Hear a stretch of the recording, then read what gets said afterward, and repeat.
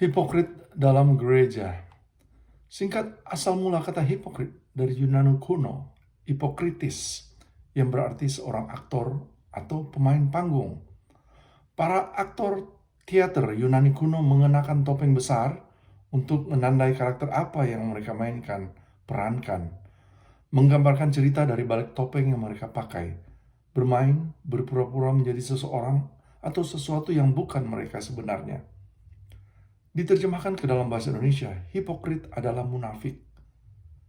Saya rangkum hanya sedikit beberapa contoh sehari-harinya dalam berbagai spektrum di sekitar kita. Ketika orang tua yang sambil minum bir atau merokok menasehati anaknya untuk tidak minum bir atau merokok. Sekelompok orang-orang yang mengutuki lifestyle atau cara hidup negara-negara tertentu, sementara mereka sendiri suka dan memakai buatan produk negara-negara yang mereka kutuki. Lockdown COVID, banyak pejabat-pejabat yang membuat undang-undang wajib karantina. Didapati mereka sendiri menghadiri bahkan membuat pesta-pesta.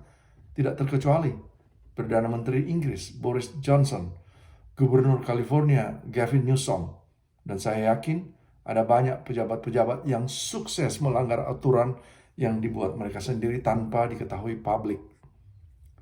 Membuat aturan tetapi gagal mengikuti aturan itu sendiri. Mengkhotbahkan moralitas tetapi menjalani kehidupan yang memalukan. Berpenampilan kaya meskipun rekening bank mereka kosong. Memberikan donasi atau sumbangan agar diketahui publik ataupun untuk kepentingan pribadi. Semua kita hipokrit karena tidak ada dari kita yang memenuhi standar diri kita sendiri.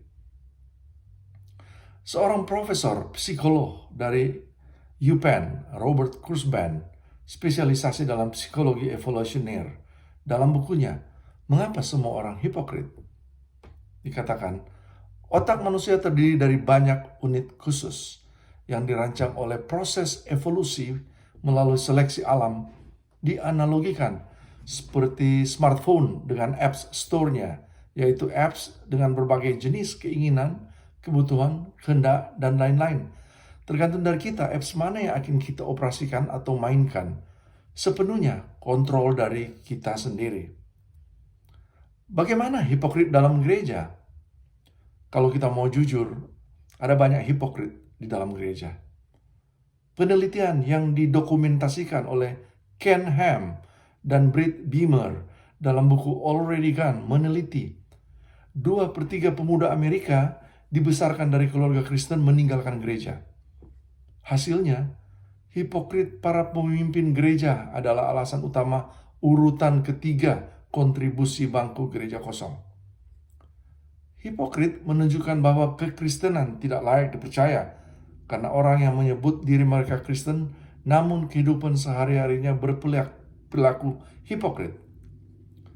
Kristen hipokrit terjadi ketika kita memprioritaskan diri kita di atas Tuhan.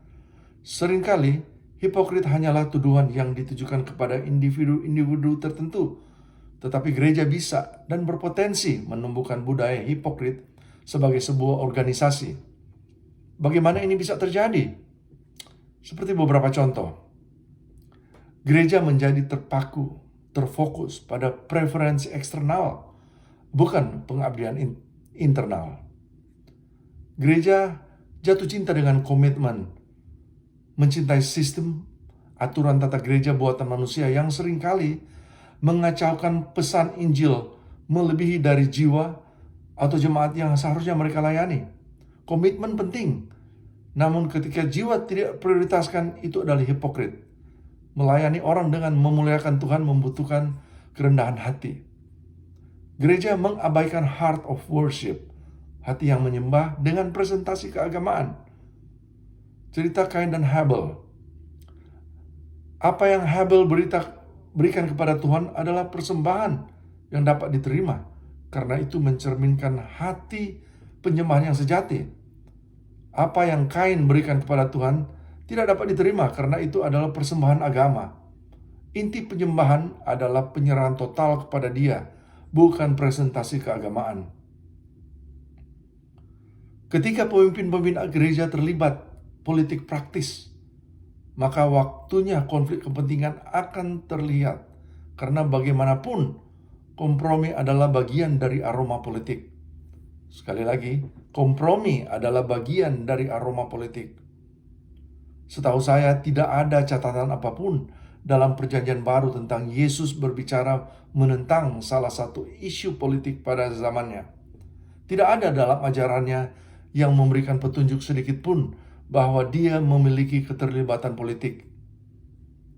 Saya tutup dengan mengutip ekonom Amerika Profesor Thomas Sowell yang saya tidak tahu apakah dia Kristen atau bukan. Katanya, ketika Anda ingin membantu orang, Anda mengatakan yang sebenarnya kepada mereka. Ketika Anda ingin membantu diri Anda mengatakan apa yang mereka ingin dengarkan.